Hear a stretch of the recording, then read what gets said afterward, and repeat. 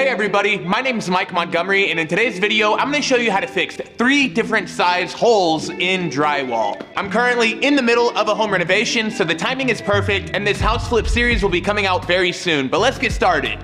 For small repairs like this, I would recommend picking up a drywall repair kit like this if you don't already have the supplies on hand. This has everything you need: a patch, your spackle, a little plastic putty knife, and a sanding sponge. First, we're gonna clean out the damaged area and make sure there's no loose paper or drywall. Then I'll use a damp paper towel to clean up any dust. This will also make sure that our patch sticks really well. And I'm following it up with a dry one.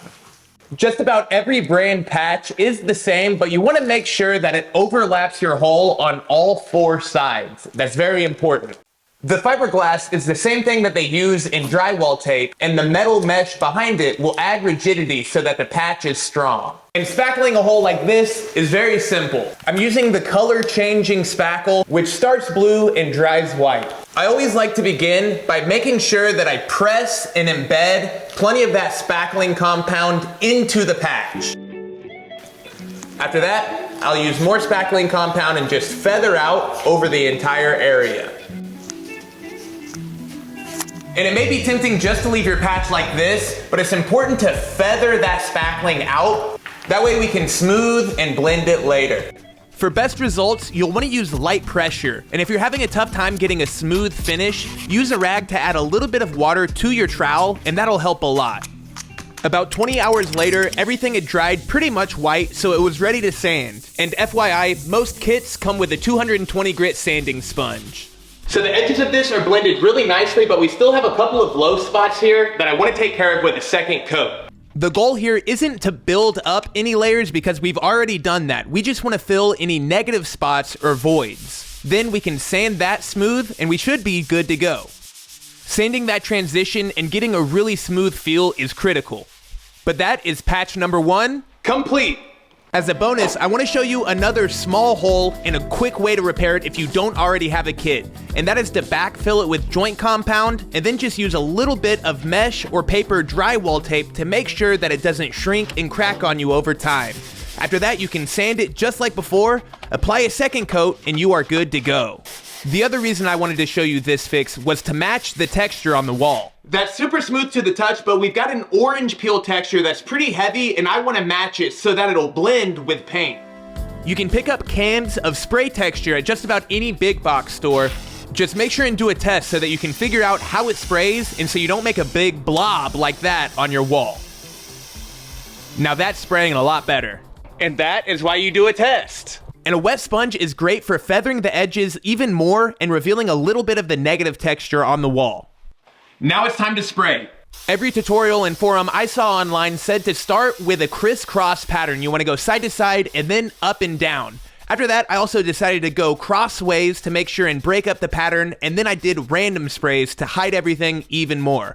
The nice thing about texturing a patch is that if you do a bad job, you can just get a wet rag and wipe it away before it dries and try again. And no matter what, make sure and clean up any overspray. But check it out. That's gonna look great with paint. A medium-sized hole like this is pretty common. This is in the closet where I was pulling out some pallet boards that were stuck on this drywall. Now it is too big for a patch, but still a pretty simple repair. One great thing about this is that we've got access to one of our 2x4 studs on the right side of the damaged area. But I do want to reinforce this left side. Just like before, I want to clean everything up and make sure I don't have any loose paper or drywall. So now I'm going to measure for the patch. And I know I want it to be 10 inches, that's halfway through this stud, by 12 inches. Most walls are gonna have 1/2 inch or 5/8 inch drywall, so make sure and measure yours before you go buy any. Drywall cuts really easy with a utility knife. Start by cutting the brown paper backing, and then you can fold the drywall and then cut the paper on the face. Next, trace the outline of the patch on the wall and cut it out using a drywall saw. Now it would be great if there's about a 1/16 inch of space all the way around the patch. That way the joint compound has room to get in there and set. I made sure the patch would cover half of the 2x4 stud, and I used a utility knife and then a chisel to knock out that portion of the drywall.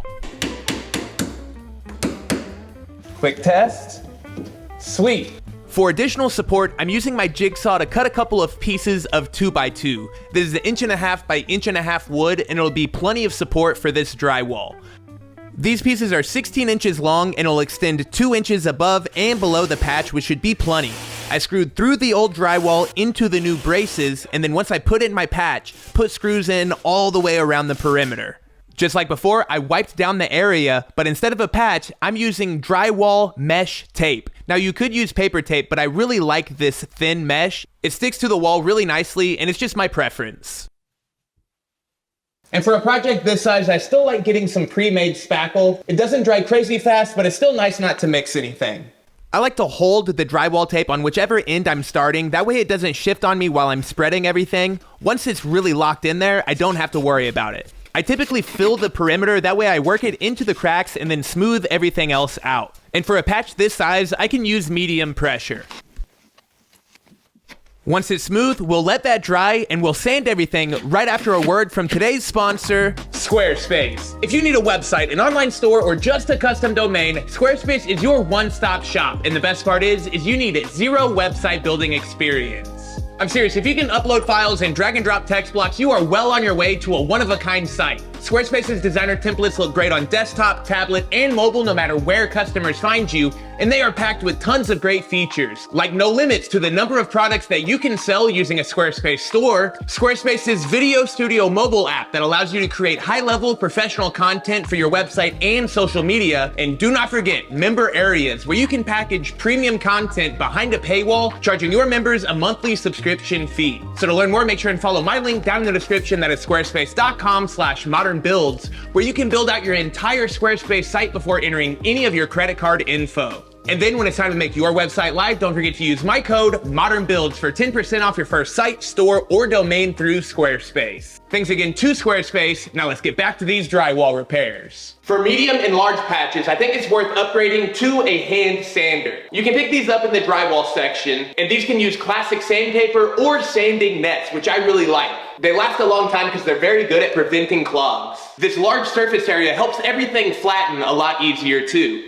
One tip here is just to go in a bunch of different directions. That way you don't actually carve out grooves or trenches in your patch. So I'm actually very happy with how that came out. Super flat. I'll still do a second coat to help feather all of my edges and get any low spots, just like I did on the small patch. But I do not want to build up any more spackle in the center, so I'm using quite a bit of pressure here, squeegeeing it flat.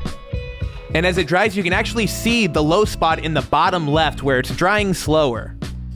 And I probably already should have mentioned, but I'll leave links to all of the tools, materials, and supplies I used below. So at this point, I cannot see anywhere that it's not flat, but this is where I stop using my eyes and I just feel for any high points. And I can actually feel one right here, even though I can't see it.